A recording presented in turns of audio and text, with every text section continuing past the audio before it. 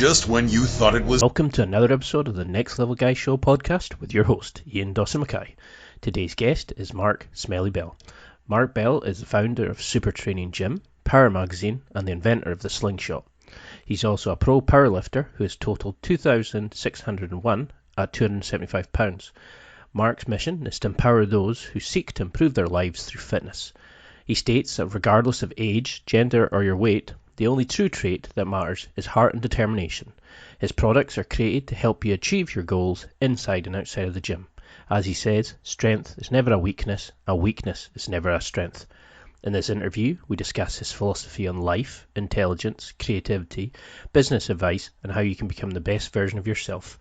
I've been a big fan of Mark for many years now, and it was superb to have him on as a guest.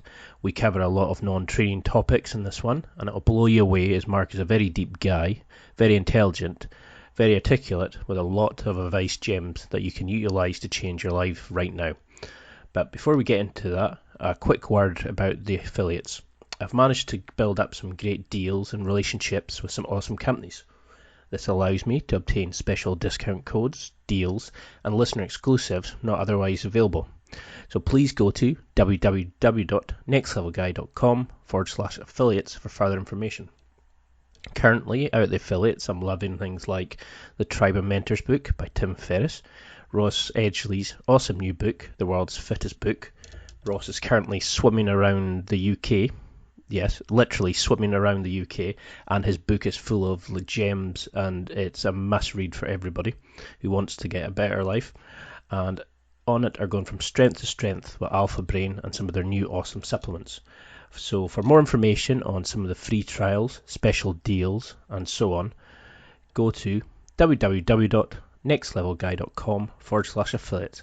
But I also have a new deal which may be perfect for you. If you go to improveyourbench.co.uk, which is the UK official distributor for Mark's products, I've been given a very special discount code. So it's available for the next 25 customers. You can get a 10% discount by using the discount code NEXTLEVEL10. Now that's spelt slightly different. So it's NEXTLVL10. That's all one word, and it's NEXTLVL10. And if you use that at the discount section on the checkout, by using this code, not only will you be getting a great deal yourself, but it will also help me get further deals and better offers.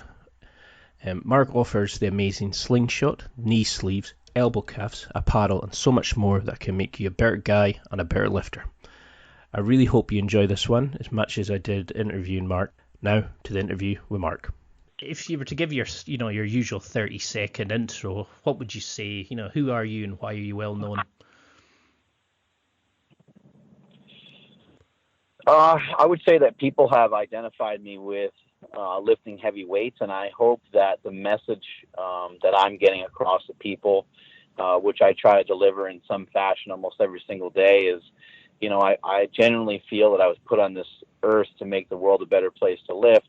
And what I mean by that is it is my mission and my goal to help other people find and feel the way that I do about fitness and about strength training. It doesn't always have to be this like barbaric thing where you turn on like Satan worshiping music and blast it and all this stuff. It can be your own version of getting stronger, and that could mean any number of things. So I want to basically lower the barrier of entry into fitness, lower the barrier of entry into strength training and into general health. And I'd love for people to kind of view me as especially when it's all said and done, I still have a lot of work to do, but I'd love for people to view me as a pioneer, as somebody that always tried to push forward. All the products that I make are geared towards making you feel better while you're training. They're geared towards making the workout easier, more pleasant, rather than making the workout harder. And that's what I feel is ultimately going to be my legacy, especially in conjunction with a film that my brother and I are working on, that I'm producing on nutrition. And I think that'll really shake things up, and that'll really kind of cement my name in the broader picture of things, rather than me just being the guy that squatted 1,000 pounds and benched 800. No, I mean you're certainly going that way. When I tell people about the podcast, and I mention some other weightlifters who I've interviewed, and it's a kind of maybe a bit of recognition, but everybody knows who you are. They've heard of the slingshot, they've heard of your knee sleeve, super training. Great. So you're certainly changing weightlifting from the common perceived beliefs that it's just for meatheads, and you're showing how fitness can be for everybody. You're really opening it up with your videos and things like that. But can you tell me a little bit about your upbringing? What did you want to be as a child? Was it always this kind of destiny for you, do you think? I've made some posts recently, and I think maybe, sometimes when I make posts, it can be a little frustrating because it takes a while. I'm not The Rock. I don't have the celebrity pull of some of these. I am popular on Instagram and stuff like that, but there's some people that are just on a whole nother level, and anything that they say, everybody just attaches to and gets excited. You hear The Rock say the word gratitude, and then 75 other people in that same day are using the word as well. And I don't have that kind of establishment quite yet. And so sometimes I don't think people understand exactly what it is that I'm doing. But I made a post the other day and it said, dream harder than you work. Now that doesn't mean that you don't work hard. What that means is that you never give up on yourself, no matter what. You never, and not even never, because you're going to waver. Like there's going to be times where it's like, I don't know if this is a good idea. But ultimately, in the long run, you don't give up on yourself to the point where you actually give up. There may be some self-doubt, like those things are very natural. There may be times where you're like, holy shit, I don't know if I can handle this. Of course, all those things are going to always creep into your head. But I'm a dreamer, and I have been since the time I was young. Since the time I was a kid, for whatever reason, I always dreamt. And I think a lot of it had to do with my dad was a 9-to-5 worker for IBM, a computer giant in the United States in the through the 80s and through part of the early 90s. He worked for this computer giant and he worked his ass off.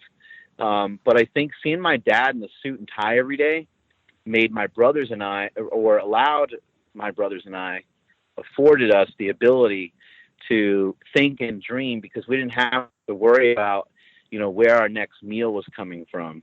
There was also a lot of love inside of our household. And so it wasn't like my dad was coming home beating the crap out of my mom every day or anything like that, where I had to worry about all these other things off to the side, which that is the case for some people. So they're thinking, fuck, man, I just want to get out of the house. So I'm going to go be a mechanic, and I'm going to go, just get a job. I can get an apartment. I don't have to live under my parents' thumb anymore, and I can go do whatever I want. I don't have to listen to them fight. I don't have to be abused or see them drink or whatever the case may be in some people's household.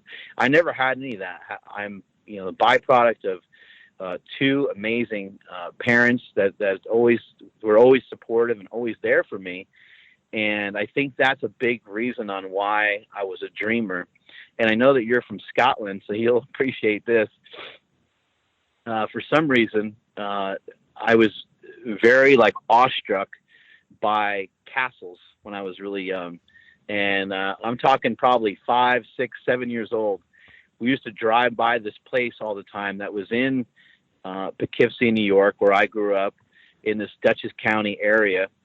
And I don't know why it was built this way. I don't know what it was for, but it ultimately became like a racquetball court gym or something like that. I can't even remember, but I think it was for entertainment. I think it was one of those places like medieval type eating restaurants or something like that. And then it was losing money and it turned into a restaurant or something. Anyway, this place was there, and we drove past it often to get to where I lived when I was a kid. And it was this castle. It was this big castle. And I remember telling my dad when I was a kid, I was like, I'm going to live in a castle someday. I want to, I always wanted to live big. I always wanted to, and I don't live in a castle necessarily, but I guess I'm still working on it. I do live in a mansion, and it has some castle-like characteristics. So I'm still working on those things. But yeah, I'm a big believer in dreaming. Also a big believer in, people say don't put the cart before the horse. But I believe that's bullshit. I think you have to put the cart before the horse. You have to be forward thinking, and in your thinking and in your decision making, it's going to be irrational. Not rational. It's going to be irrational. What your thought process is going to be so irrational sometimes. Somebody's going to say, "Oh my God, well, we can't do that because of this." That's when you know you have a really good idea, and that's when you know you're on the right track. If it's such a good idea that it throws everything else off, then you know, like even something like, I've never had an idea this big, but something like Uber, somebody might be like, you'll never get that off the ground because the taxi services and all the other car services, they'll be right up your ass the second you do that. And the government's not going to allow it. And again, right back to what I said, if it sounds irrational and sounds crazy, it's probably a pretty damn good idea. So put that cart before the horse. Dream bigger, dream harder than you work. When you put the cart before the horse, you're going to have to realize that you're going to have to be the son of a bitch that's going to have to lug that thing for a little while until you can get enough momentum and get other people to believe in you, and you can all drag the cart together. I love the way that you look at life, and it's that things can be achieved. And we had a similar kind of upbringing of like parents who were always there for us, very supportive.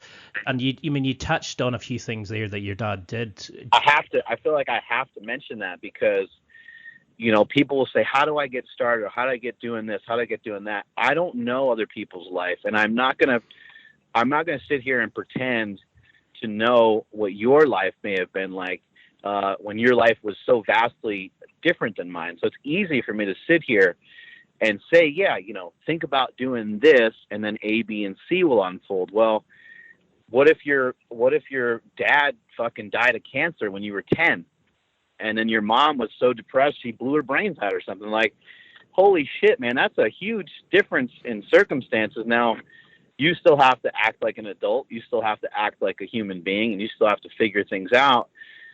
But that really does change things, and it's going to take that person's going to have to go through a healing process to be able to recover from that, to be able to, what if they had to, just even more simply put, what if somebody had to take care of themselves from the time they're 13?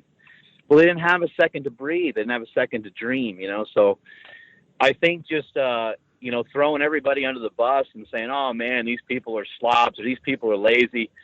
They all just want to be average. It's a cop-out, and it's not true. A lot of people do want to do better.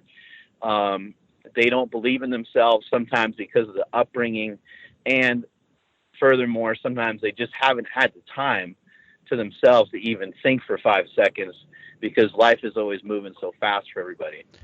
Yeah, and I think that's the main problem with guys nowadays is we listen to these kind of generic podcasts, the generic magazines that say this is how to change your life in 10 easy steps, and it depends where you're right. Starting from. It's like, oh, here's a program that's going to change your life, and if you've not got to the same reason that the author has done, then it's pointless. We've all got different starting points. You mentioned you had an awakening that changed your life. Was that the similar kind of thing that is that what you realized, was that you can do these things, that everybody's different and it's just like taking personal responsibility? Or can you go into a little bit about the awakening? Yeah. So when it comes to an awakening, it doesn't have to be like a thing. It doesn't have to be like this crazy tragic thing happened and then all of a sudden you're like enlightened. It can be done through some education, and it can be done through what is known as personal development. If you Google that and YouTube that, I actually, just a side note, I don't really Google anything anymore because the way that Google's trying to control what you find, and not that YouTube doesn't, but I know that YouTube is owned by Google, but I have found better educational stuff, and for me personally, video is superior than just being able to read something. But I do a lot of searches through YouTube. And if you look up personal development through YouTube, you'll find some really great speakers. And I know some people will think, oh, great, motivational, Tony Robbins, personal development, right? But a lot of these things really can change your life, because I don't think I just don't think that we think enough about ourselves from the inside out. I think we maybe in our heads we're like, oh, if I listen to some music, like that'll get me hyped for the gym, right? Like, and you just have these things that you gravitate towards. If I have some caffeine, it's going to wake me up. If I do this, it's going to do that. But you're not really thinking like on a deeper level, such as something like meditation, right? Which somebody might think, oh, that's corny or weird. Well, meditation could be something that if you do some meditating now, by the time you're 30, 40, 50, 70, and so on, maybe that'll pay off to the point where you live a better and a fuller life because you manage stress better because you meditate. You just don't know what these things are going to lead to. So in my opinion, it's really, really valuable that you poke around and you try to educate yourself. When you look at the internet now and you look at something like Instagram, there's some really great things to it, and there's some really bad things to it. One of the great things about the internet is that you can search and you can look for every single thing that you love and that you like. And then from there, things are modeled after what you've looked at previously, and you're thrown more stuff that you like.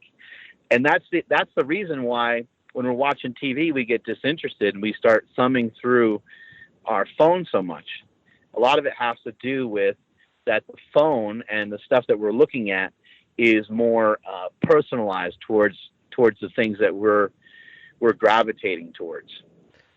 And when it comes to that kind of stuff, you'll have to be careful that you're not getting trapped into things that you don't really love, into things that you don't really like that much. Like, looking at some girl's butt, you can be like, oh my God, that girl looks great, right? But like, what is that really doing anything else, right? Like, is that, if you're with somebody or you're married, then it's definitely not a great thing to be dabbling in too much, because you have to keep in mind that we end up becoming our very own thoughts, and we start to drift away from our core values and stuff. And you don't have to be a robot, and you don't have to be a lunatic about it, but I think that you kind of catch my drift.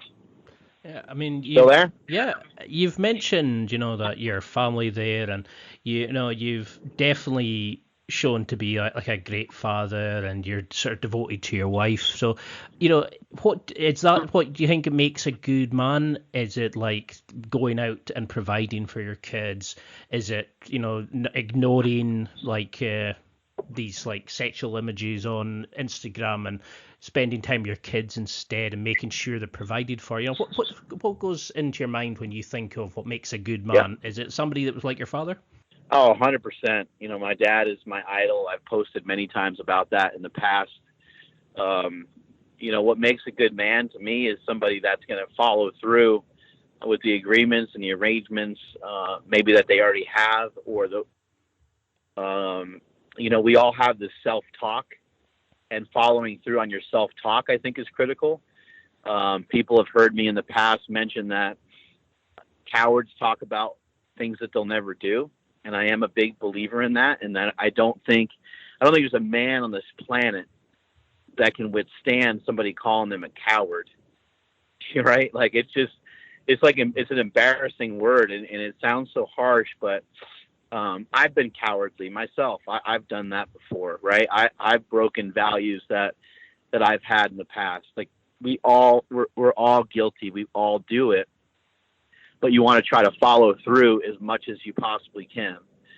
And just to touch back upon the awakening thing, so I drifted away from it a little bit.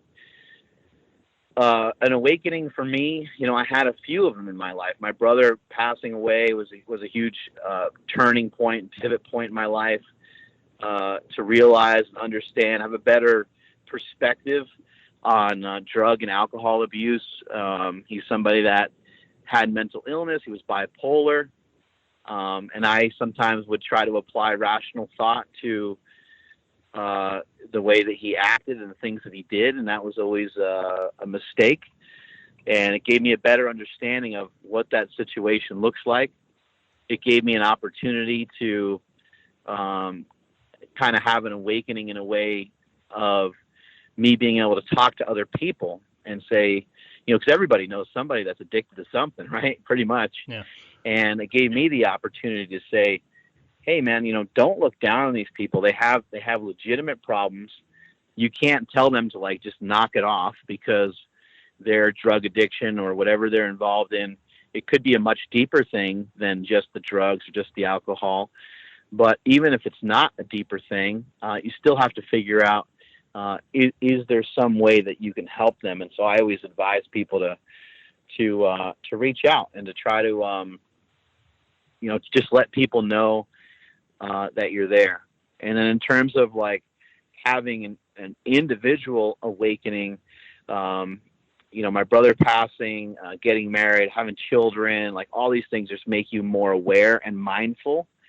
And that's really something I'd like for people to get out of some of the message that I have is like, you don't need to be a robot. You don't need to, never look at another woman again in your life. You don't need to not eat any carbs. You don't need to be this meticulous machine. However, just be mindful, be understanding of what it is that you're doing.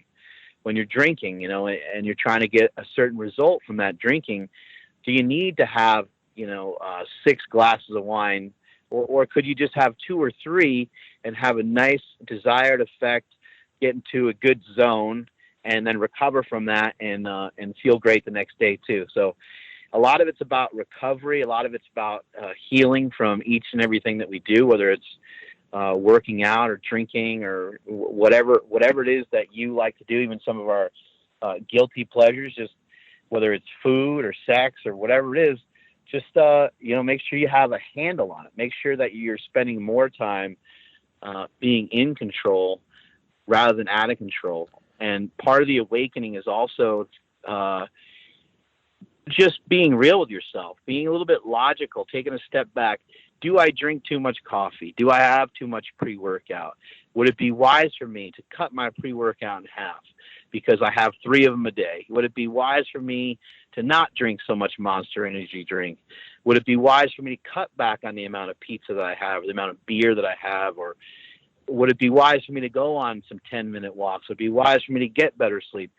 Just be more mindful so you can be healthier. And you can't kick ass in life if these other things don't start to get in order, because at some point everyone will worry about their health, and at some point one day when we're all on our deathbed, we'll be concerned about our health and our strength. We won't be strong enough to even lift ourselves up out of the damn bed. Yeah, I mean, you're very sort of reflective on where you are and how you got there and stuff. So how did you do that? Was it just something that slowly came into your mind, or did you write stuff out? Did you start looking at it, or, did you speak to a therapist? Or, how can somebody else that's going through these kind of issues, how can they start dealing it with themselves? Is it just a bit of reflection time and pull yourself out of everybody, spend more time with your family? What kind of things helped you during this time? I'd say it's a combination of a couple things. Where I would start, the number one spot that I would start, just because it's not convenient, would be I would start with trying to hang out with people that are above and or better than you. Like it's hard to like say that, right? It's hard to just say, oh, that person's above me, but everybody knows what I'm talking about. Right, the person now morally and value-wise and everything else. I mean, who knows what the person does behind closed doors? We're never going to know everything about everybody, right? But who are some people that you really admire that are in your circle? It could be somebody who's just extremely positive. They don't have to have a Range Rover or a mansion or anything like that. It could just be somebody where you're like, you know what? I cannot figure this guy out. He's so happy all the time.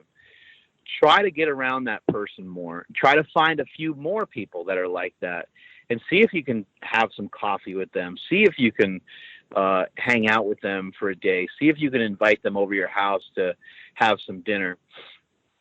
These people will be extremely pivotal in your success, because when you hang around success, you start to become that, and you start to see what they do on a daily basis. And sometimes it leaves you scratching your head. You're like, man, I'm nothing like this guy. But guess what will happen? When you hang around him enough, you will start to become more like them. You'll start to, the things that you admire in them, they'll just start to, they'll literally rub off on you, and you'll end up doing a lot of these things. Somebody that comes to mind for me is Stan Efferding, Kelly Starrett, Matt Vincent, Jesse Burdick, Ed Cohn. All these people have been really close friends that when I hang out with them, I'm like, wow, when they have a choice, you know, when Jesse Burdick has a choice to go out and party when we were in Vegas for the Olympia, or just go and grab a steak dinner, he chooses the steak dinner, right? Mm-hmm. When Ed Cohn is faced with somebody asking him to go out to a party, or just wrapping it up and getting to bed early, he wraps it up early. You know, you start to hang around these people. You hang around a Kelly Starrett, and you see the crazy amount of work ethic the guy has. He's got endless amounts of energy, and that'll rub off on you too. And you sit there and go, oh my God, like, how is this person able to handle so much stuff? Well, it's progressive. You know, in powerlifting, we talk about progressive overload, and you want to start to progressively overload your life with things that you need to get done. You want to start to progressively overload over a period of time, work on trying to handle more stuff. You're not going to be able to handle more stuff just right out of the gate, out of nowhere. But over a period of time, you'll be able to. And so that would be number one place, is like hang out with friends that aren't pieces of shit. And then number two is spend time with yourself. You know, that's critical. You have to spend some time with yourself. The way I do it is through music. I try to meditate, but I suck at it. So I've been working on that. What sort of music would you listen to? Just, you know, it's something I've heard. I don't know where I heard it from, but it was actually very helpful. Was try to listen to music that is that's old, that is nostalgic to you, rather than trying to search for new music, because that can be a headache in and of itself. Try to find something that you already know, that you love and appreciate, and that's a lot easier. So for me, I like Metallica a lot. I listen to a lot of Metallica. I like Johnny Cash a lot, but it's really just whatever you're into.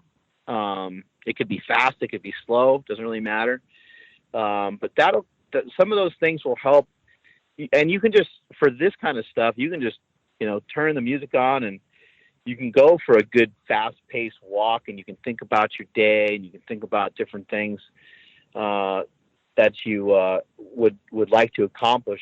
And another part of this kind of self-reflection or personal development process is you're going to want to try to educate yourself. So if you just walk and listen to music, that's not going to be very educational. Podcasts can be very helpful, and they can be of tremendous value. Maybe you feel stressed out. Maybe you have anxiety. So then you listen to somebody that talks about that topic and talks about how to cope with it, how to deal with it. Another quick example would be, I like to go on YouTube, and I listen to all different kinds of speakers. I would like to continue to be a better educator. I'd like to continue to be a better a public figure, public speaker.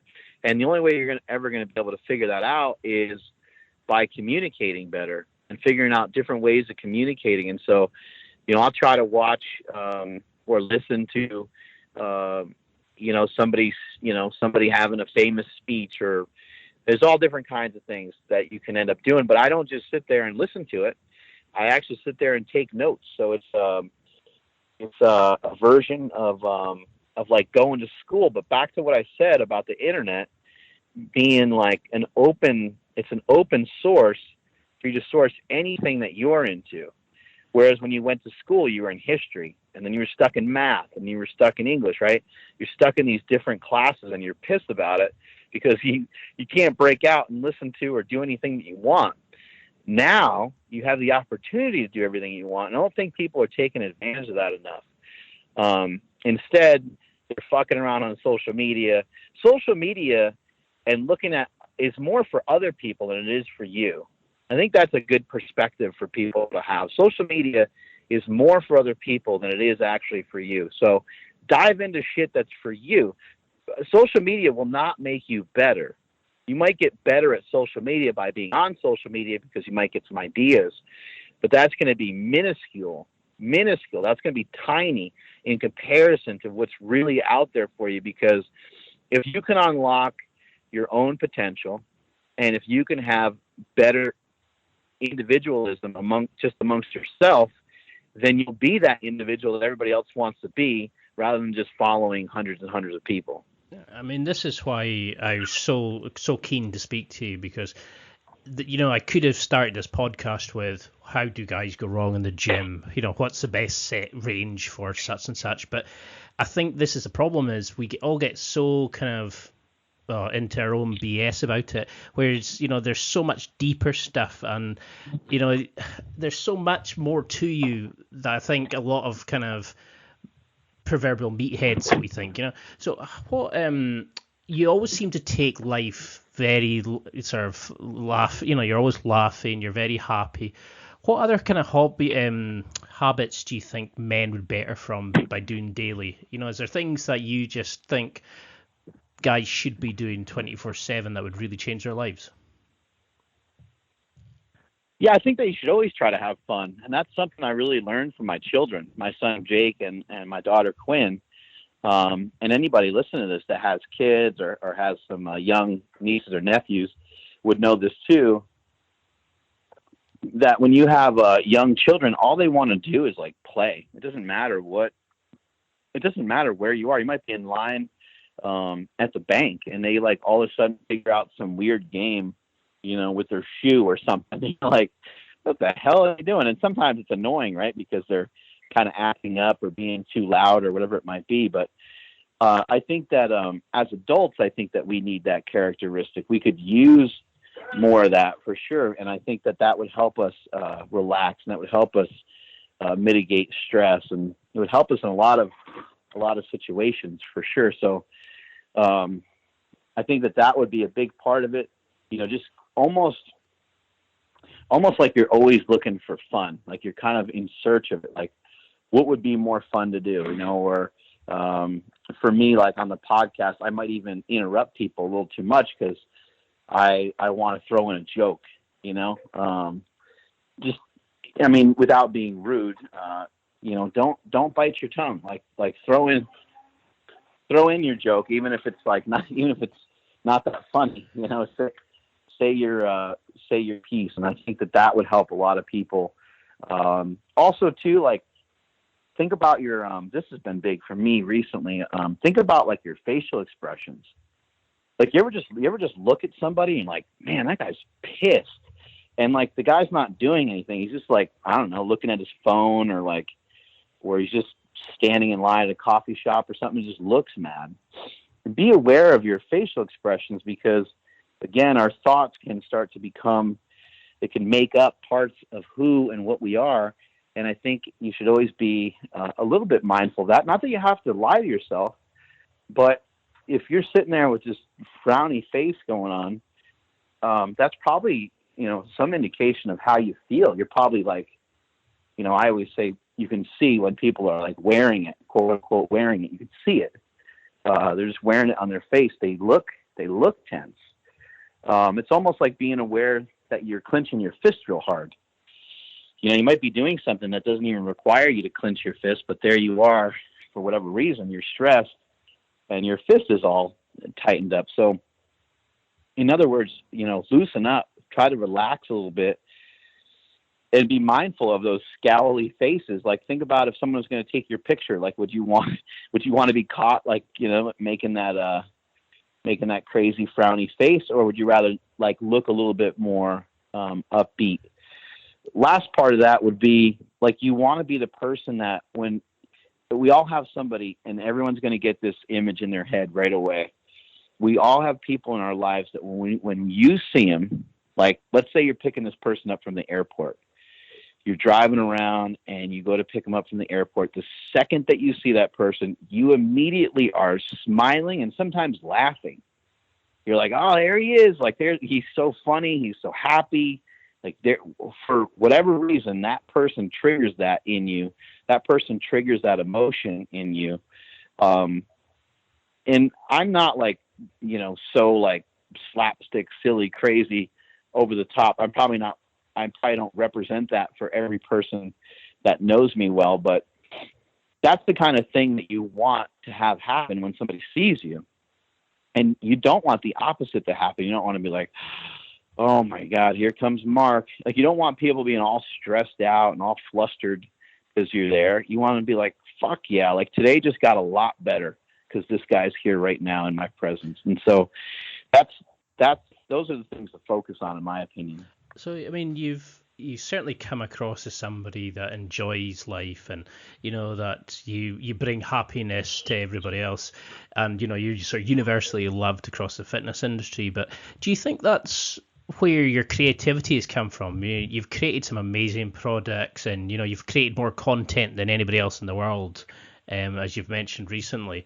So how, is that where that creativity comes from? It's that you're having fun, that you're just open to the moment and you're actually experiencing it rather than taking a picture for social media of it.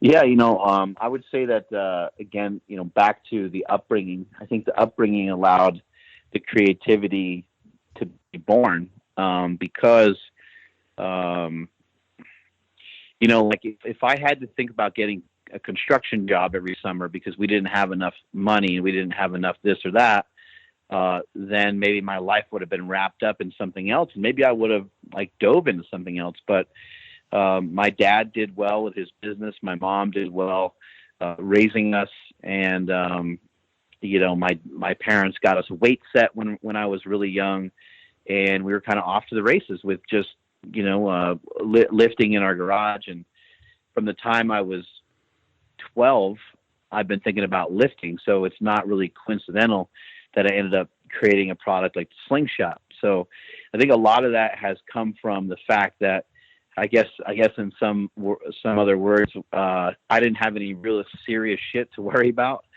And so I was able to play and be creative and have fun. I think nowadays, it sometimes gets a little bit harder because I may not have all that personal time to myself, but I rely on other people now, and I push stuff off onto others.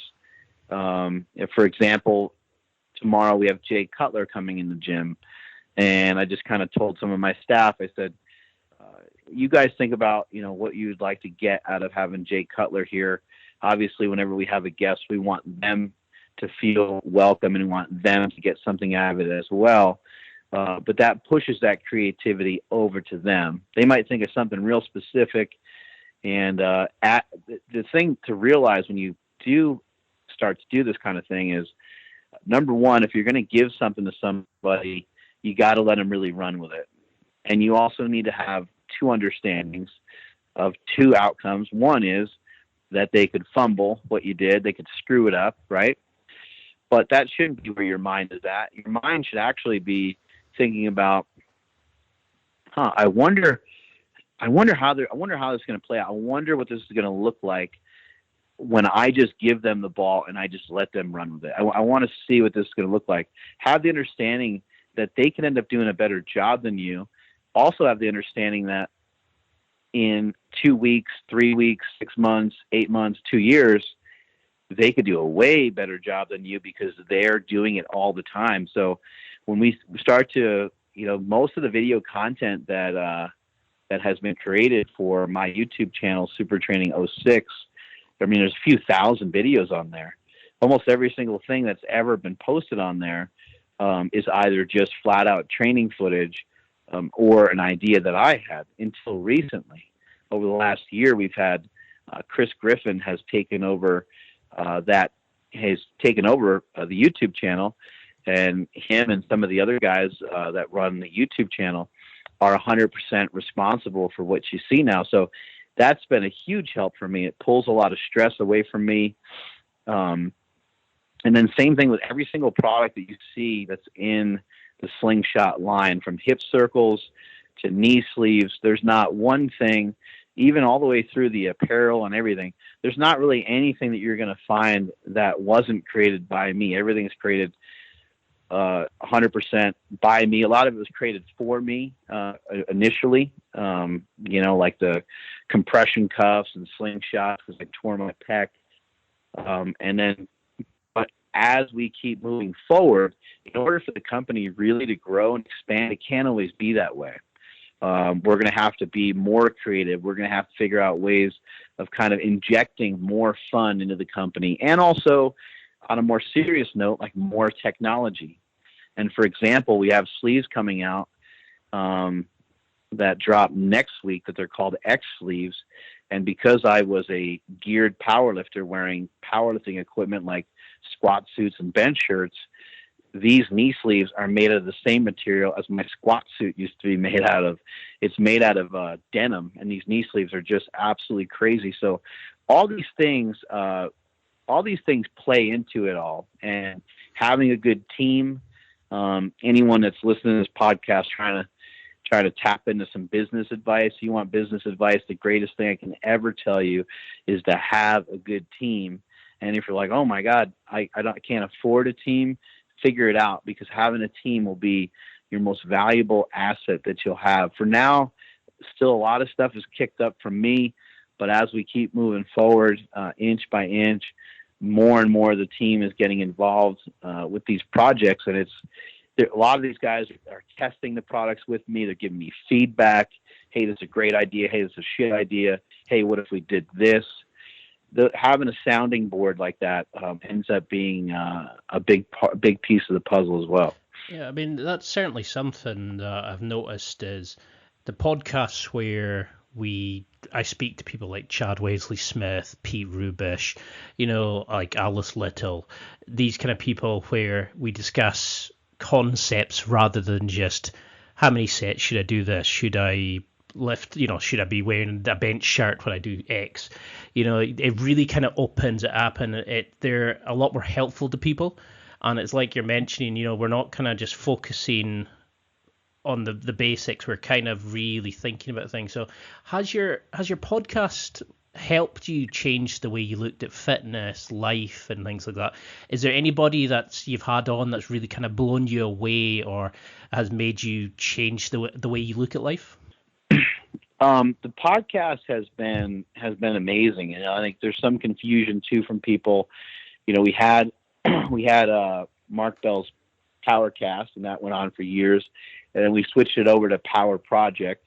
We used to have it used to be me, Silent Mike, and Jim McD, and just like with any band or anybody that's together, a lot of times there's some falling out, and there's some different things that go on. But with Silent Mike, it's just time for him to move on, and he wanted to get involved and start to do more of his own thing. And with Jim, it was kind of the same thing. Like just everything just kind of ran its course. And the podcast, what we found out, the podcast was actually very stressful for him. It started to kind of be a little bit more of a negative thing for me too. I wasn't really enjoying it as much at the beginning. And as you mentioned before this podcast started, you said life's short. Like it's too short to do shit that you don't want to do, and that's not fun. And it ultimately just said to Jim, hey, I appreciate everything you've done. It was great, but I don't think it makes sense for us to continue, because the only reason why we're really doing it right now feels like because we have advertising, like we have advertisements to fulfill. And I said, this doesn't seem right anymore, and I'd rather just move on and start to do my own thing. So that's when the Power Project, that's how that came to be. And as soon as we started doing that, I started doing a lot more of them. I kind of got reinvigorated, and we don't have advertising on there. I could easily make six figures in advertising, maybe even more, by picking up some friends as sponsors and people I know. It would not be difficult at all, but I choose to not do that because I don't want to clog up the podcast. The podcast is to give you information. The podcast is to be informative and fun, infotainment, I like to call it, to teach people, to have people learn. Like if I'm going to be the people's coach, then I need many different ways of being able to communicate with you. And one of the things that Oh, go ahead. Oh, sorry, I was thinking, and do you find just the basic questions nowadays when people say things like, how many sets should I do? What lifts, accessory lifts? Oh, yeah. Is that really, is it getting to the point where you're thinking, I've done a video on it, go watch that? There's bigger concepts to understand as men. And Yeah, it depends on who's on the show, and it depends on if I've had them on before too. You get someone like Chad Wesley Smith on your show, and it can be a mistake to not ask him at least a little bit about programming, since that's his forte, or squat technique, or how do I get past this sticking point? Like, he just has so much. Some of these guys have so much experience with somebody like Pete Rubish. It makes sense to say, Pete, how the hell have you deadlifted 900 pounds? You're not that heavy of a guy. Like, what, what's going on? Like, those are valid questions. But when you think about, in particular, and you think about Pete Rubish, what has made Pete Rubish popular? What has made Pete Rubish famous? It's not really the actual weight. It's the way that he lifted. It's not the weight that he lifted. It's the way that he did it. And that's what people got behind. People saw a kid lifting in his basement. I remember the one video where there's like some sort of storm going on outside, and the lights in the basement keep flickering as he's like lifting. And I think ultimately the light goes out and he still does a big deadlift, and it's like almost pitch black in there. And it's just so rugged and so unrefined and stuff. And that's what people love. And a lot of people can identify with that, especially think about if you're a teenage kid or just a young kid and you don't really have a lot of direction in your life. Maybe you don't even really love lifting that much, but watching that person express themselves in that way could give you a lot of confidence, could uplift you a lot. And so I think, when it comes down to some of these specific questions, it really just depends on who you have on your show, and kind of where they are in their life too. Because sometimes younger guys, they won't have much reflection, and sometimes they won't have anything to say. Sometimes they're literally only a 900-pound deadlifter. That's all they got. That's all they know. They haven't maybe been married. They haven't had kids. They haven't traveled. There's just not enough life experience for certain things to be kicked up to where they would even feel all that comfortable talking about. Like, even for example, if you ask somebody, said, "What do you think of our current president?" They might be like, "I don't know," because they might not even they just might not even think about it, just because they're young and that they don't think much about it. Or I've asked people on the show before if they believe in God, and they're like, "I'm not sure." Like, that just kind of shows you that they probably haven't really just sat down and thought about it, because that's a lot of younger people. They care about today and what's going to happen within the next 3 minutes. Yeah, and see, that's the problem nowadays, is we're all concerned about likes and the followers and stuff like that. We've forgotten how to actually enjoy life. There's that picture of the concert, and there's like 100 people in the shot, and they're all got their phones out except for one little old lady who's just sitting there enjoying the concert, while everybody else is recording the moment rather than actually experiencing the moment. And do you think that's, is that what helped you experience life, was lifting heavy weights and feeling part of the moment and feeling the weight on your back? Or is that is that the kind of thing that goes through your mind when you lift? Or do you kind of enjoy the way it makes, it feels you after, like the lifting heavy makes you feel afterwards? Or, can you suggest other ways that maybe people who don't want to lift could experience that kind of feeling that you're talking about? Yeah. So kind of two things on that. One is, the social media thing can be very dangerous, and I think that people just blow it off. They don't think much about it. But it's killing people. It really literally is it's hurting people. It's giving people a lot of stress. The stress and damage that we have today is 10 times greater than we've ever experienced before. And it doesn't really make any sense. Here I know that you're not in the United States, but here in the United States, everyone has it pretty good for the most part.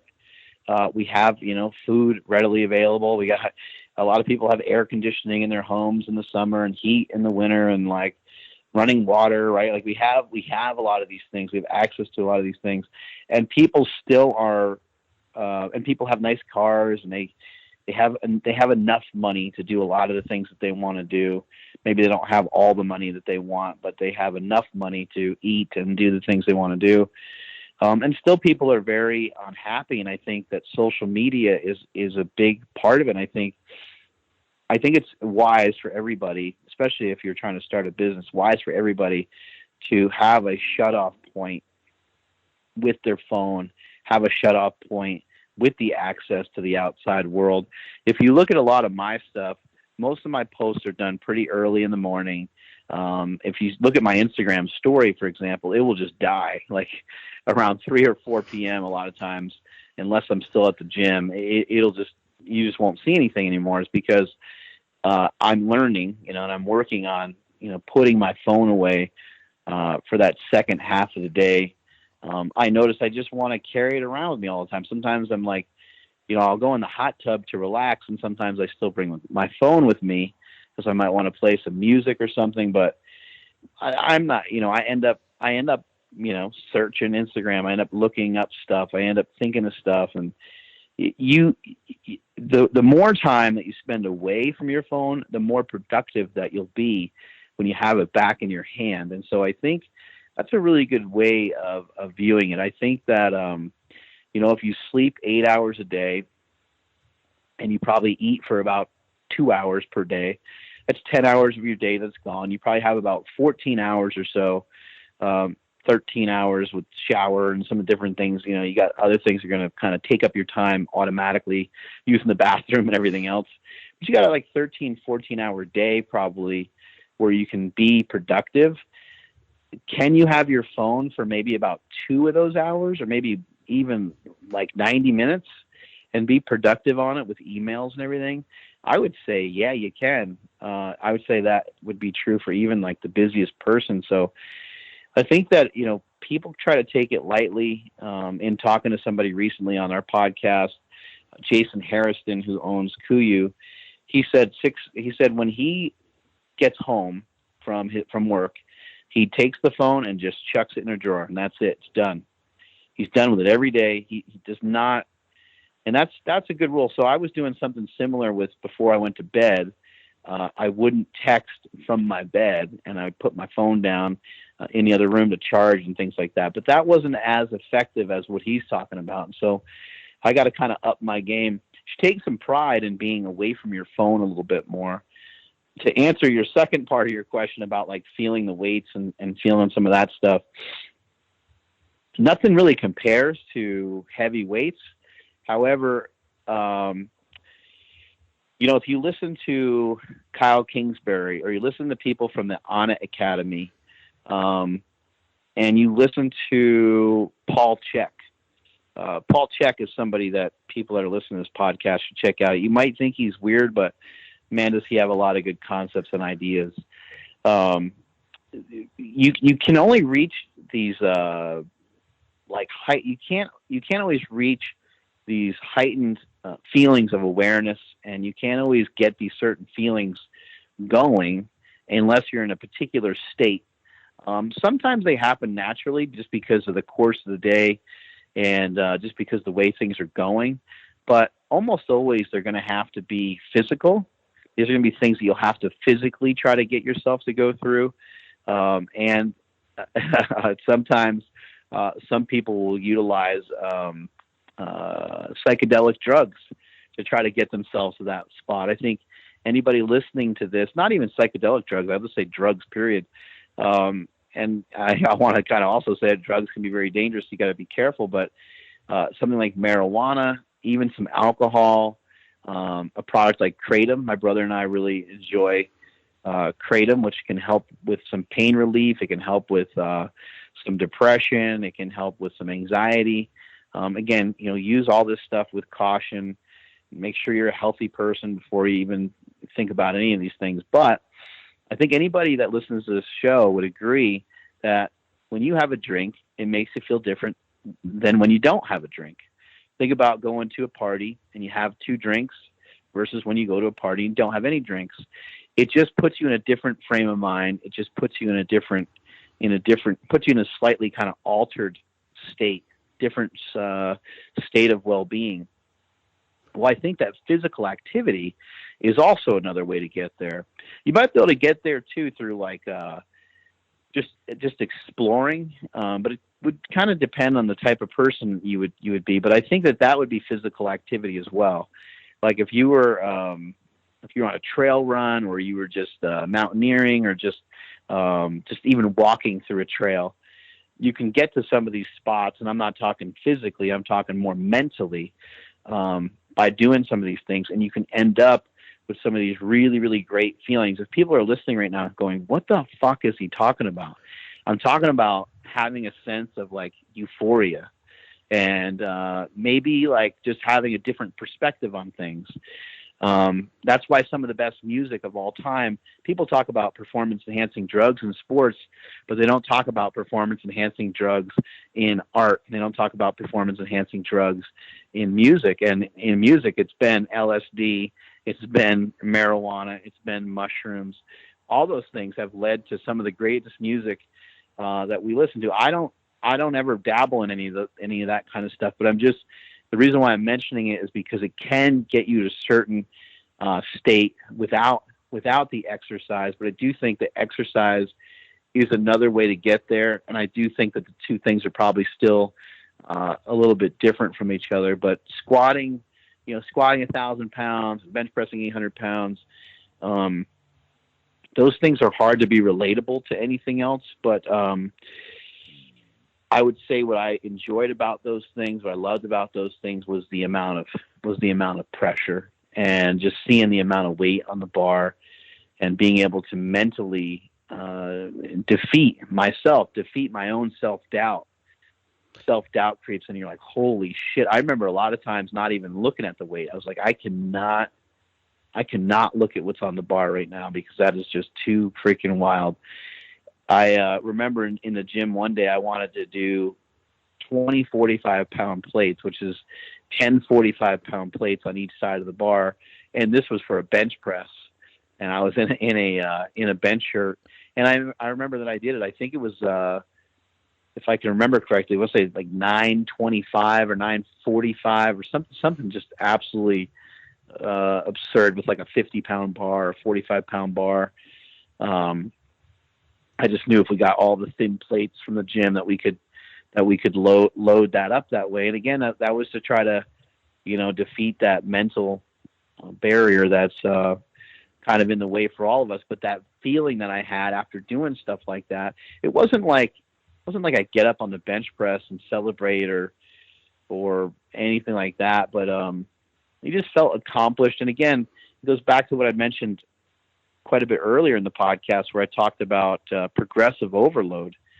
That's what it is. It's accumulation of you getting better. It's a byproduct of you getting better.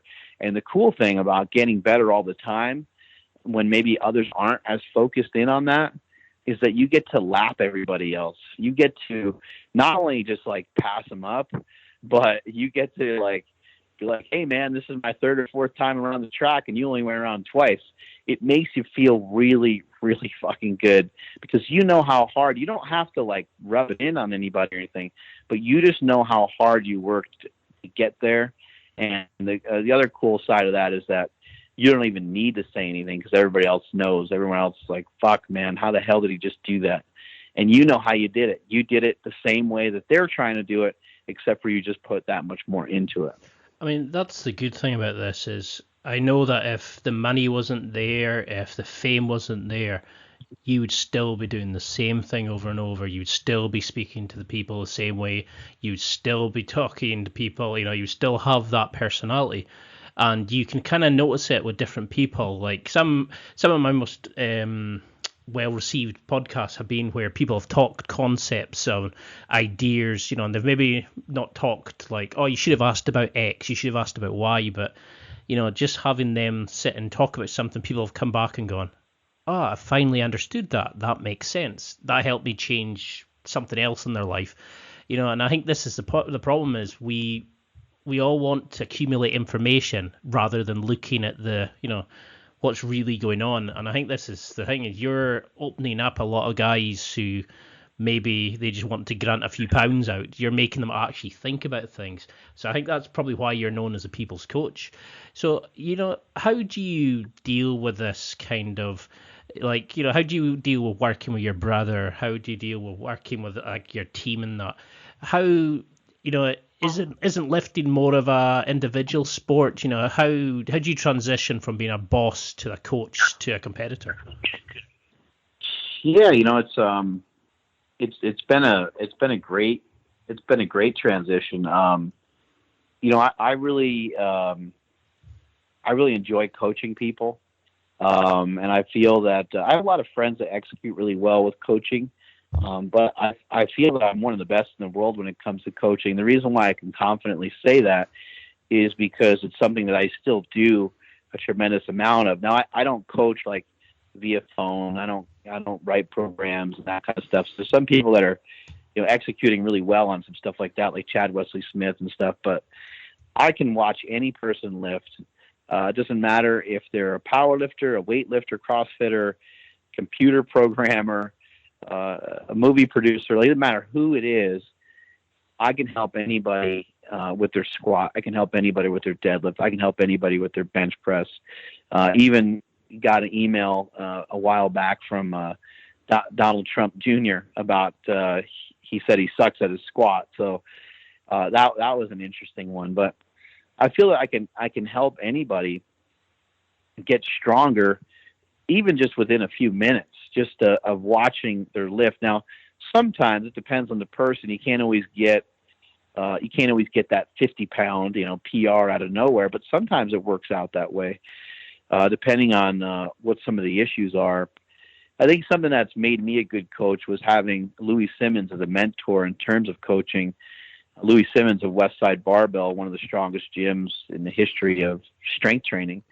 Louis was able to pick apart what you were doing, and he was able to break it down and turn it into other exercises. So he'd watch you squat, and he would say, you need glute ham raises. He would watch you squat and say, oh my God, you need a lot of upper back work. You need to do a lot of, bent over rows. You need to do a lot of arching and a lot of pause work with, these particular movements, whatever he deemed, valuable for you or whatever it might be. But he was really good at that. And I picked up a lot of that stuff. And when I coach somebody, I think a lot of times people are kind of shocked that I don't really say anything. I just sit there and watch you lift.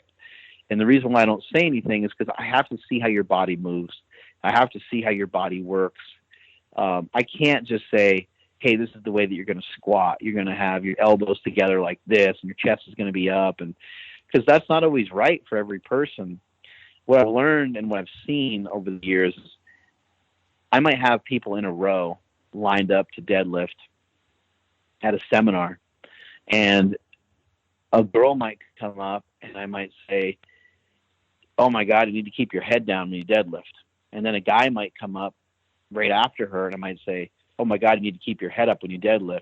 It's like, how could the information be so different? Well, these two athletes have way different strength levels.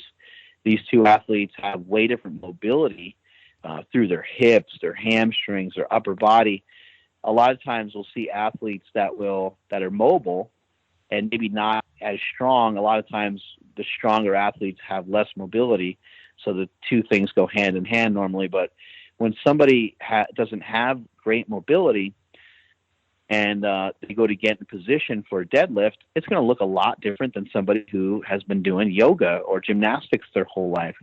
And that person who's doing yoga and gymnastics their whole life, you're going to have to figure out a way, how can they keep tightness? How can they maintain keeping a rigid body when their body is very springy, their body is very loose, their body is going to move in like 3 or 4 different parts rather than trying to move all as one piece in a deadlift. And part of the way we shut some of these things off, it's almost like shutting off a valve that has, that maybe you have, like water coming out of a valve, and you got like 4 or 5 valves, right? Well, when we're trying to lift heavy weight, we only want the water shooting out one direction. We only want it coming out one way. They figure out a way to shut off where this other sources of energy are being dispersed, because it's in the wrong way. It's in the wrong.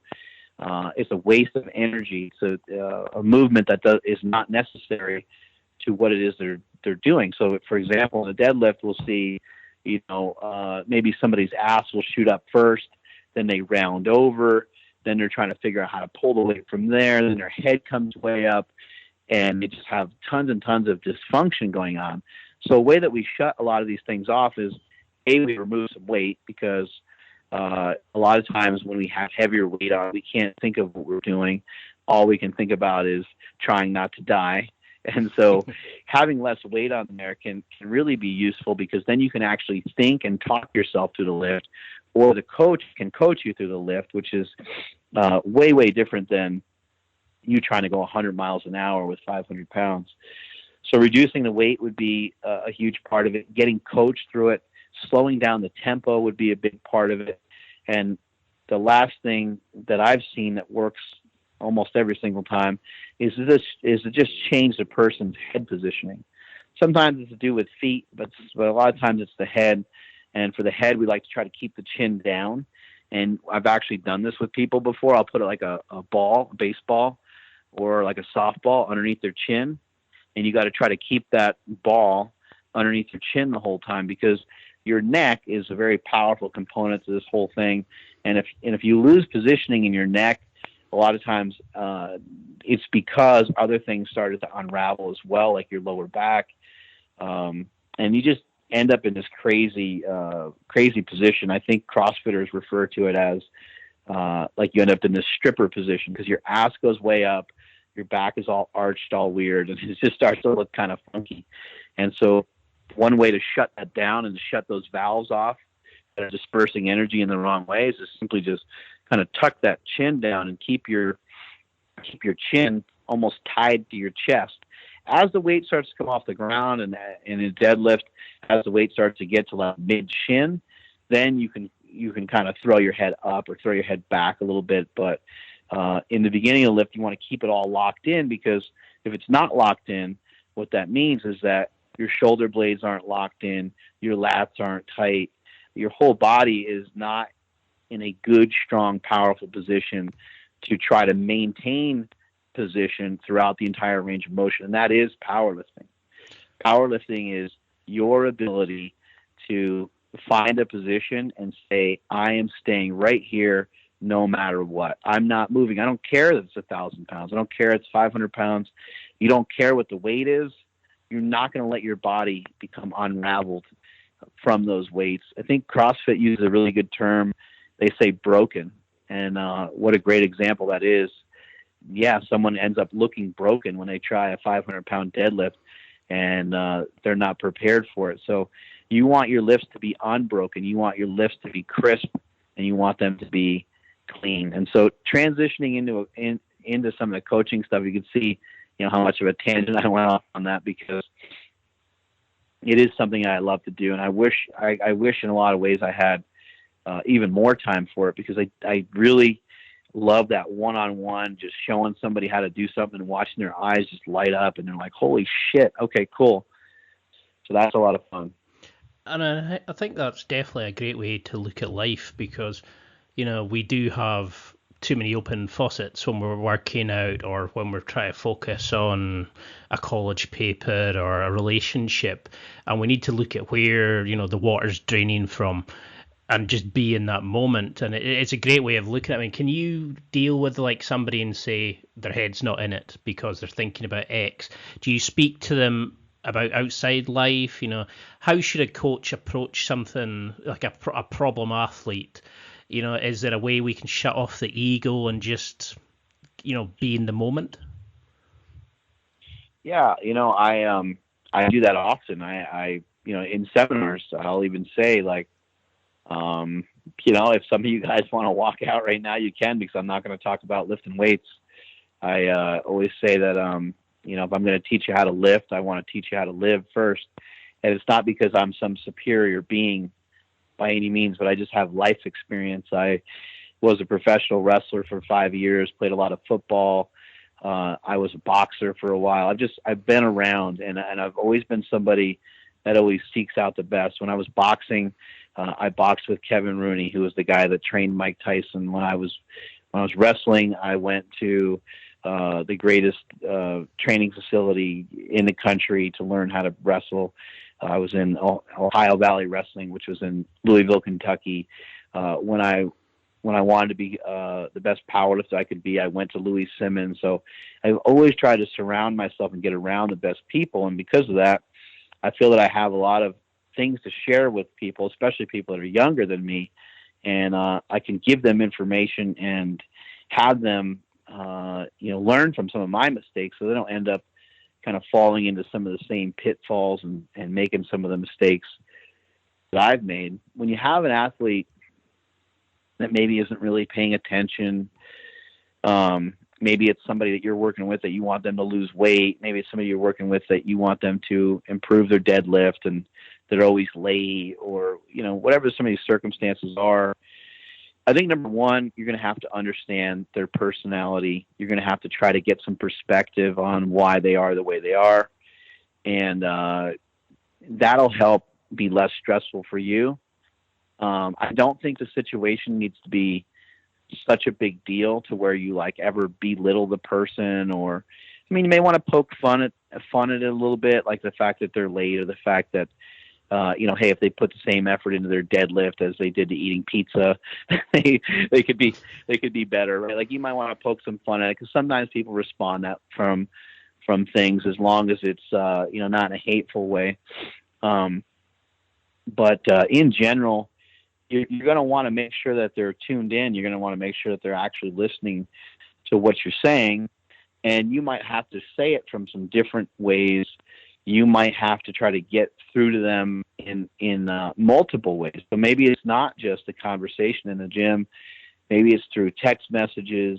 Maybe it's through sending them a YouTube video. Hey, this coach, look at this coach. I said I think that you have tight hips, and I was going over some stuff with you today, and look at this. This is from Kelly Starrett.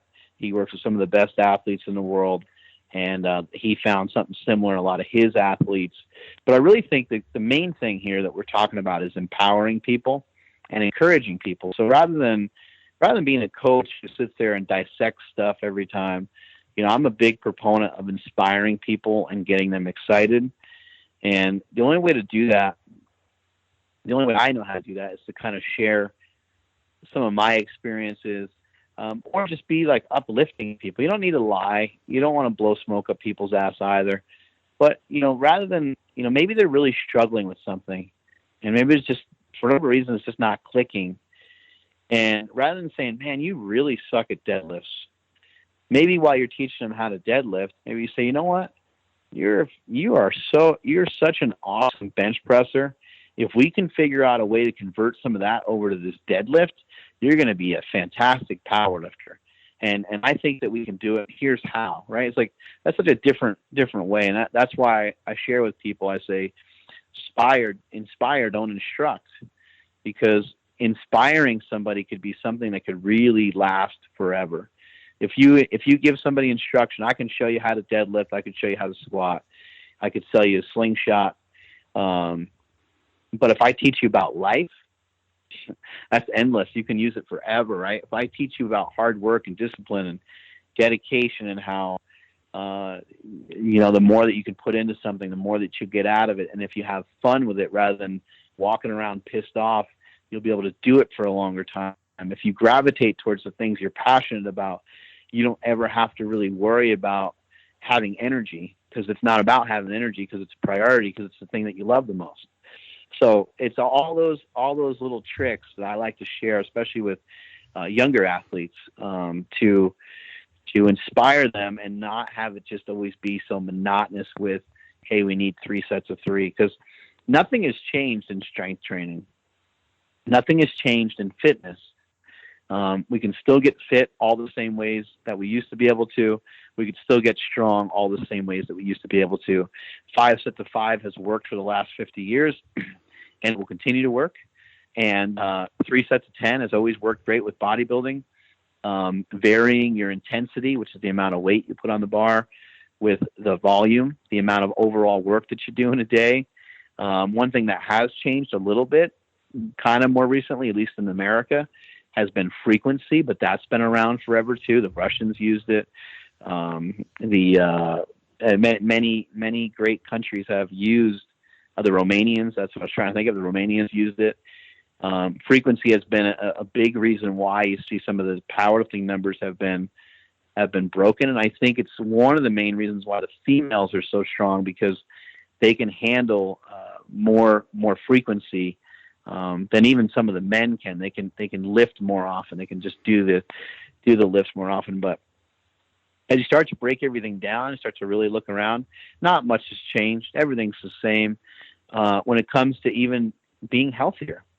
I know there's like the ketogenic diet. I'm a promoter of the ketogenic diet, but like the keto diet's not new. It's been around since like the 30s, and it's lost favor and it's come back. And Dr. Atkins revitalized it in like the mid to late 60s, and it comes and it goes, and we end up back in the same spot that we always end up in, which is the answer lies in the middle. And when it comes to eating and when it comes to overall health, you should be making sure that you're drinking enough water. That's up to you to decide.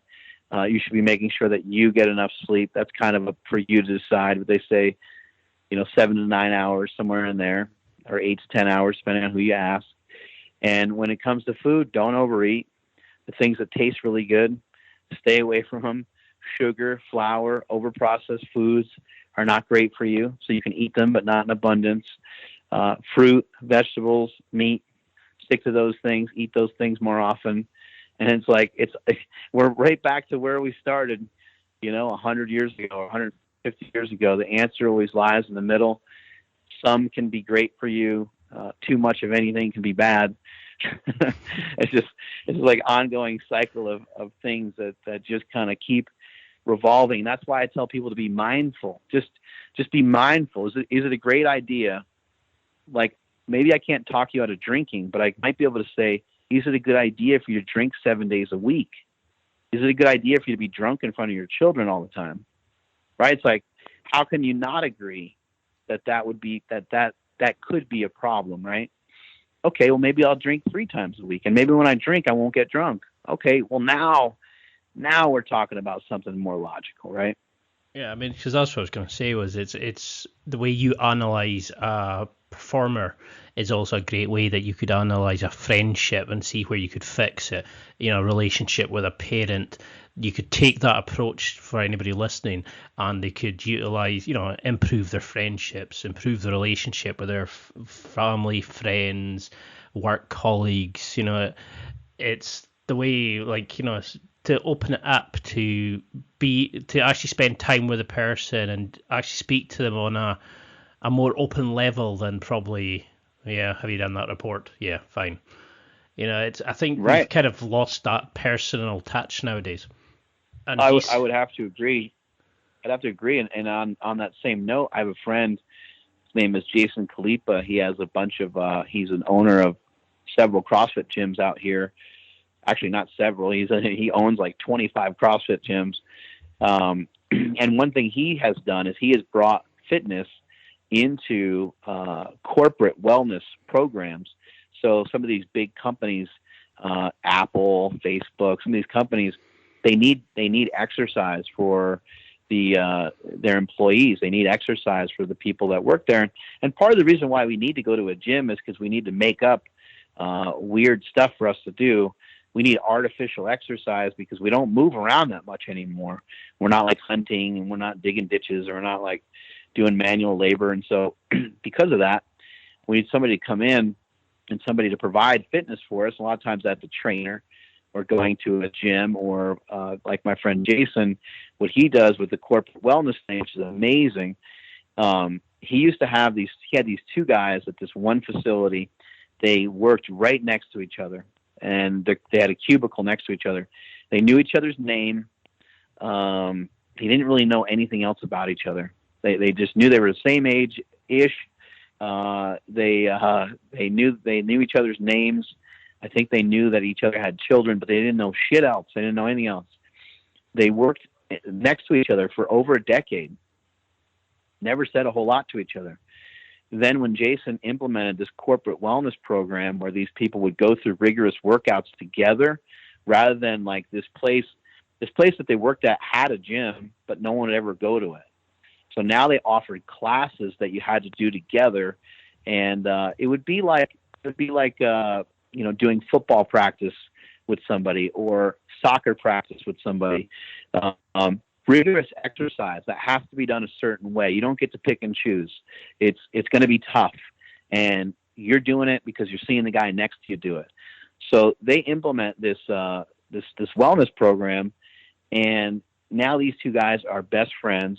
They go on fishing trips, camping trips. They meet up with each other's families, and all this camaraderie happens, all from these two guys sweating it out in the gym together. And that's another thing is like, when you're going to the gym, it's good to be concentrated. It's good to throw some headphones on and to, be into what you're doing. But if you have to throw headphones on and block out everybody that's in the gym, then you're probably just in the wrong place to begin with. And you should find a place that doesn't get you so pissed off and angry. It's okay to have emotion. It's okay to be mad when you lift. I've done it many times. But you shouldn't be pissed off your whole workout. You shouldn't be, just fuming because there's somebody curling in the squat rack. They should be able to curl wherever they want. They should be able to do what they want. Find a gym that's going to cater to your needs a little bit better. There's so many more options nowadays. And, don't be afraid to tell somebody what you do. Don't be afraid to tell somebody, like, I'll hear this a lot. People will say, man, I wish I had a super training gym. That'd be so cool.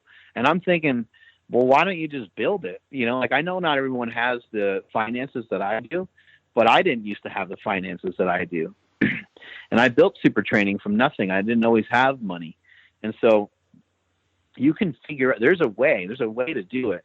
And if I'm in the gym and I'm lifting next to you and I got my headphones blaring, you got your headphones blaring, and you're super pissed off and you're doing rack deadlifts and I'm super pissed off and I'm bench pressing, probably never say two words to each other. But how different would it be if when I came to the gym, I had a different attitude. I didn't have headphones on.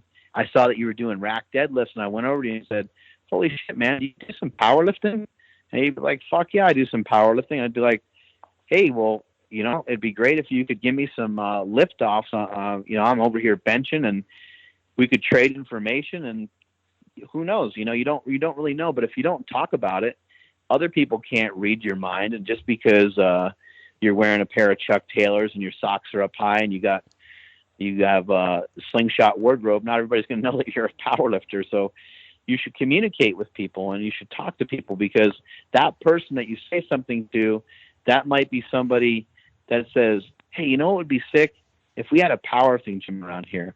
And what if you were the person to say, hey, man, maybe we should build one.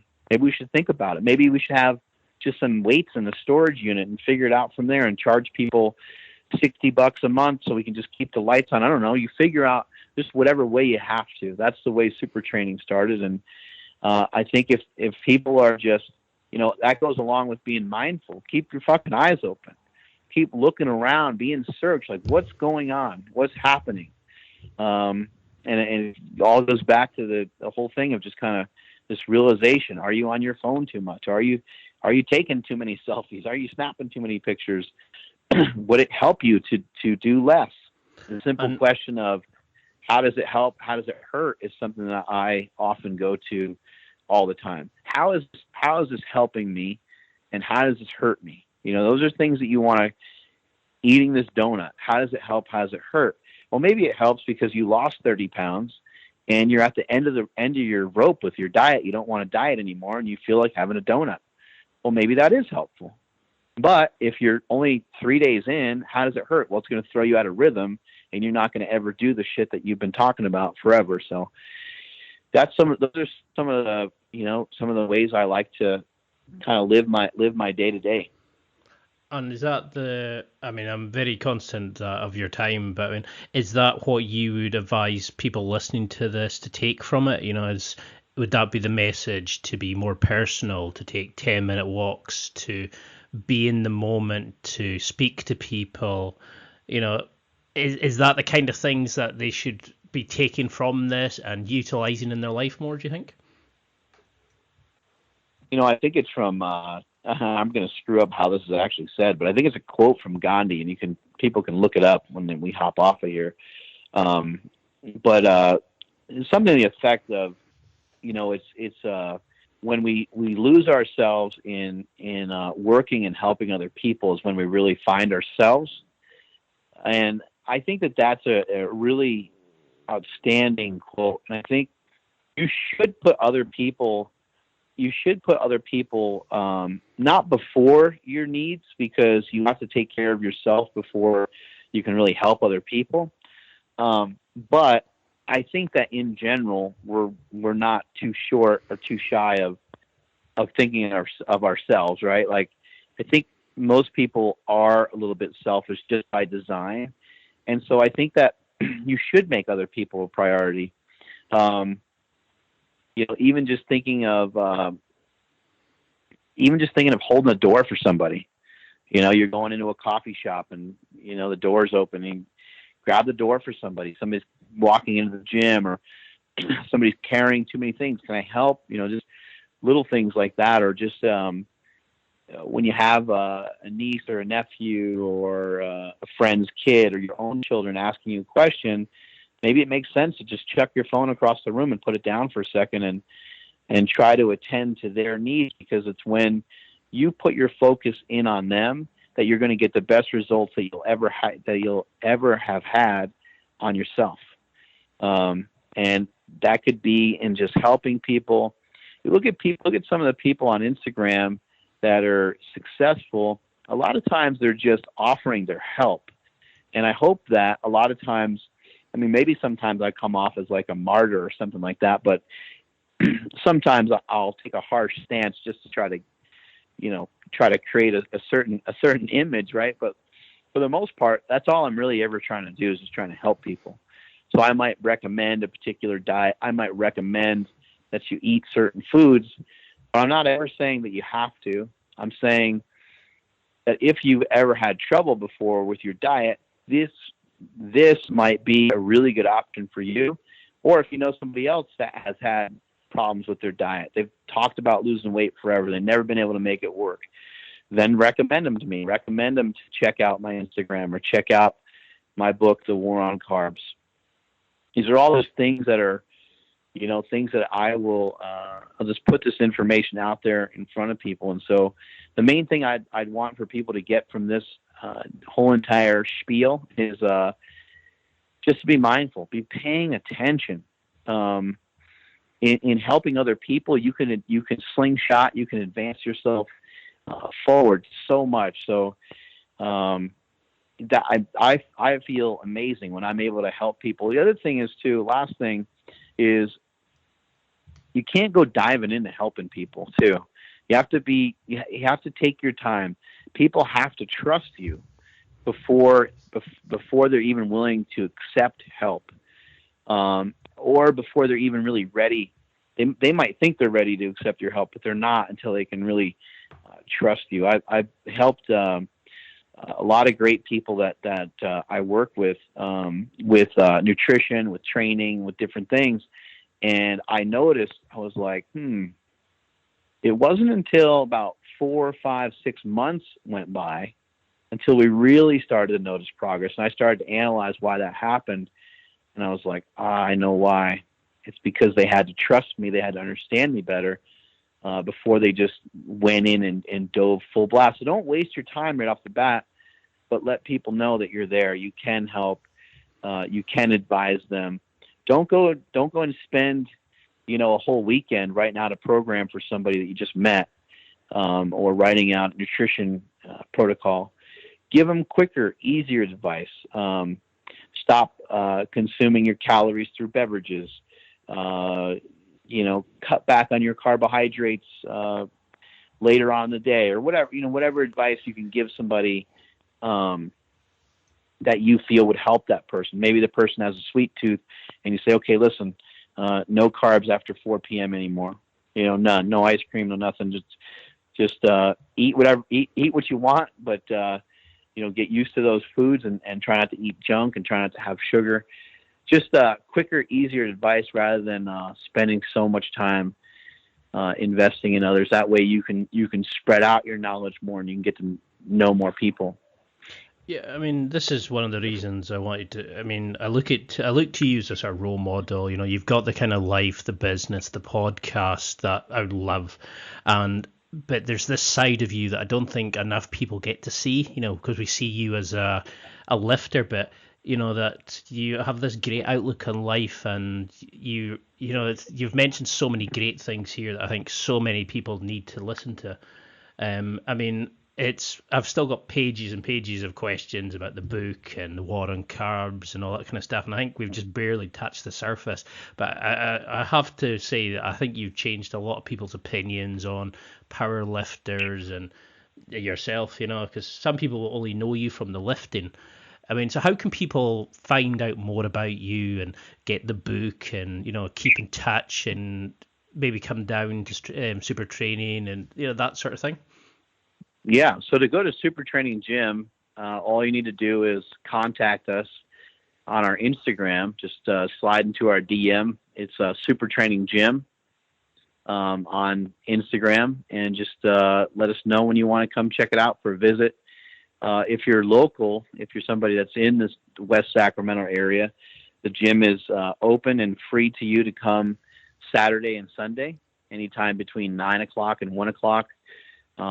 It's still advised that you just send us a message and just let us know that you're going to come check it out. But anybody who's out of town, if somebody's going to fly, from Scotland or something like that to Super Training, please let us know so we could try to make sure that enough of us are there to accommodate you coming in for a visit. And then people can find me at Mark Smelly Bell on Instagram and on Twitter. And also, obviously check out markbellslingshot.com. We have our slingshot products, hip circles, knee sleeves. All the things are there to support you during your workouts. Anybody that's got tennis elbow or tendonitis in the knee or elbow, you're going to want to check out our products because they can really help. They can help you get through, train through and around injuries. I've dealt with many, in my lifetime. That's why I invented the slingshot. I tore my pec. Anybody with pec or rotator cuff problems, you're going to want to get a slingshot. It's going to improve your form. It's going to allow you to overload. You'll be able to handle more weight for more reps, more sets, which equals more overall volume in your training. You'll be able to handle more weight even when you take the slingshot off. It's great for push-ups. We also have a slingshot push-up that's devised for people that struggle with push-ups, but can also be used on bench press. A slingshot can be used, any of the slingshots can be used on bench press, push-ups, or dips. Everything that we have is well thought out. It's things that I've developed over the years. All of our wrist wraps can be applied not only to your wrist, but you can put them on your forearm, your elbow, your knee. It's because they're specifically designed with Velcro that allows you to cinch it down on any body part that hurts. So everything that we've done has been with the lifter in mind, because I was a lifter and I handled a lot of weight in my lifetime, and I know what it's like. I know how pissed off and angry it can make you when you have these bumps and bruises in your training, and nothing can sidetrack you faster than having a stupid shoulder problem or knee pain when you're trying to do your squats. Lastly, we have tons of apparel on the website too for those that want to support, and we got our strong apparel lineup and our power lineup as well. But those that want to get something that's more advanced than a lot of the other knee sleeves and any other knee sleeve that's on the market, I believe we created the greatest knee sleeve of all time, and it's called the X sleeve, and you can check that out at markbellslingshot.com as well. What we did is we took denim and we slapped it on the front of the knee sleeve. I initially tried to make the entire knee sleeve denim, but that technology was too much, and you couldn't get the damn thing over your calves. So with the new design that we have, of the X sleeve. You guys will really enjoy it. It has rubber at the top and the bottom so that the sleeve won't slip. What that also does is while you're squatting, typically a knee sleeve will kind of pull apart in some way because you'll have some stretch and some flexibility in some way, but this one doesn't. And so it ends up having quite a bit of stopping power. They do fit tighter, so it's something that people should be aware of when they purchase them. They fit tighter than the strong sleeves, but this is the next evolution in knee sleeves, and I'm really excited for the people that are listening to this show to try them out. I mean, I've been looking forward to this interview for weeks, like since we arranged it, and I think we barely touched the surface. I've probably got about another 4 hours worth of questions to ask you, but yeah, well, let's do it again sometime. Yeah, I mean, it's been an absolute pleasure. I mean, I think what you're doing is changing the way things are. You're an inspiration to so many people. So the floor is open to you. Is there anything you'd like to promote? I mean, I could go on and on for hours more, but I know that you're a busy man. So is there anything else you'd like to mention? Any conferences coming up? Anything that you would like people to check out? No, just to follow along, and then they'll be aware of everything that's going on, everything we're doing. I know that I mentioned to you earlier that we are looking into another trip to Europe. I think we have like Italy on our list of spots to go, but I'll let everybody know, where we end up. We've been talking about Scotland and some other spots, so I'll make everybody aware of where we're going. I do know that in July I'm going to be in Los Angeles, and I think I'm going to actually be in Malibu for the entire month of July.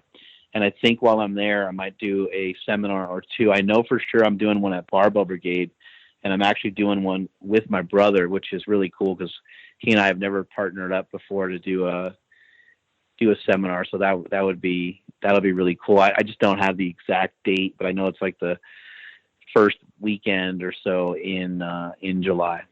Do you think this interview was anything like you were expecting, or what kind of attracted you to take on this interview request? Yeah, I think the interview was great. You had different questions for me, and I get a lot of questions. I'll get, when I go to like a trade show, people will come up to me and they'll be like, they'll kind of sigh. They'll go, okay, I got a question for you. Like, I got a problem. And I'll be like, oh my God, what is it? And they'll say, my close grip bench press is way off. It's not as much as my regular bench. And I'll just, I can't help but laugh because I'm like, man, you just waited an hour and a half to talk to me, and this is the question, this question is probably it's going to probably work itself out. B, a lot of times people don't even remember what I say because they're super excited to meet me. And C, they could have got help from a local trainer or coach or Googled or YouTubed something and kind of gotten a similar result or answer, right?